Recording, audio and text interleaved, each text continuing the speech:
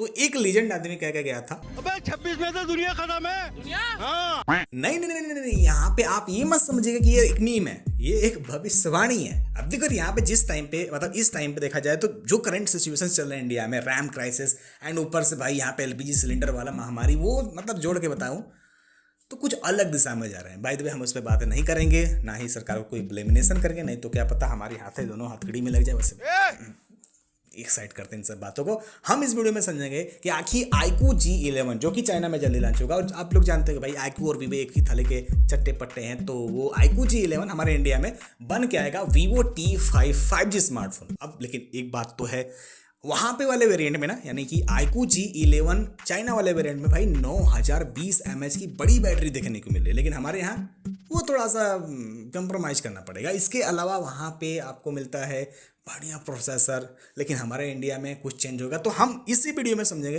कि आखिर Vivo T5 या फिर iQOO G11 इंडियन वेरिएंट में आखिर क्या चीज़ें देखने को मिलेगी और प्राइस। हो सकता है कि आपके पीछे वाले गांव में आग लग सकता है। आइए स्टार्ट करते हैं। सबसे पहले यहाँ पे डिजाइन को लेकर, वैसे डिजाइन मेरे ख्याल से टू बी ऑनेस्ट हाँ कुछ यूनिक मिलता है आपको।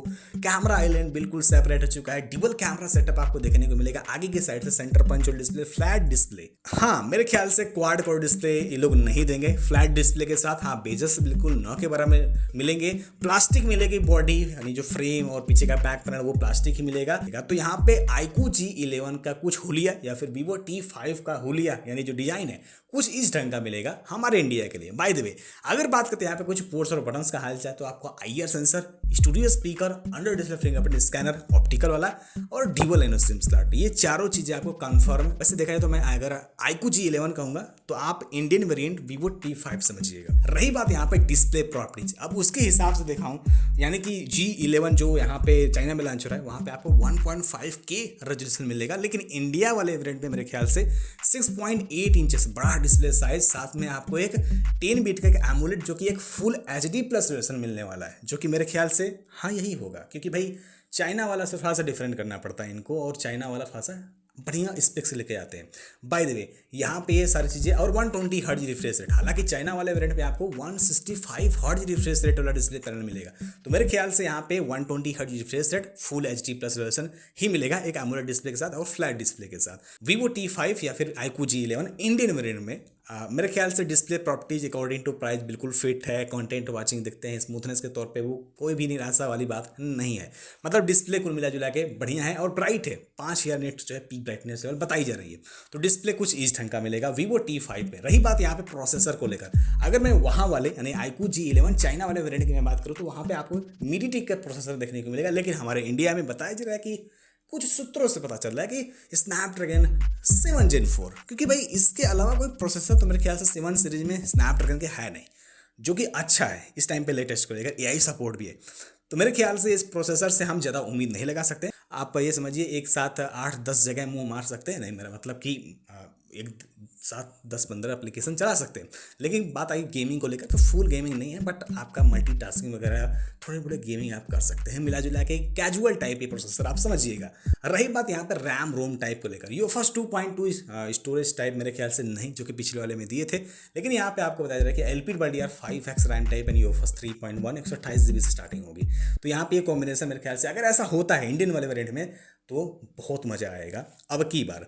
रही बात यहाँ पे जो है OS में Android 16, जाहिर सी बात है, और 2 साल का मेजर अपडेट, ये थोड़ा सा डिसअपॉइंट करने वाली बात हो गई यार। मतलब प्राइस तो बढ़ गया यार, हर चीज़ का प्राइस बढ़ा दिया, मतलब कम से कम 3 साल तो मांगता था गुरु। पिछली बार 2 साल दिए थे, अब की बार 3 साल देना चाहिए था। बाय द वे यहाँ पे AI फीचर्स ओरिजिन OS में आपको भरपूर मात्रा मिलेगी। भाई प्रोसेसर कैपेबल है और एक मिड रेंज के साइड ये जा रहा है स्मार्टफोन का प्राइस, तो इस हिसाब से आपको बहुत सारे AI फीचर्स भी देखने को मिलेंगे। रही बात यहाँ पर जो है इसके अब बैटरी पैक और चार्जर, बस इसी जगह पे झोल है गुरु।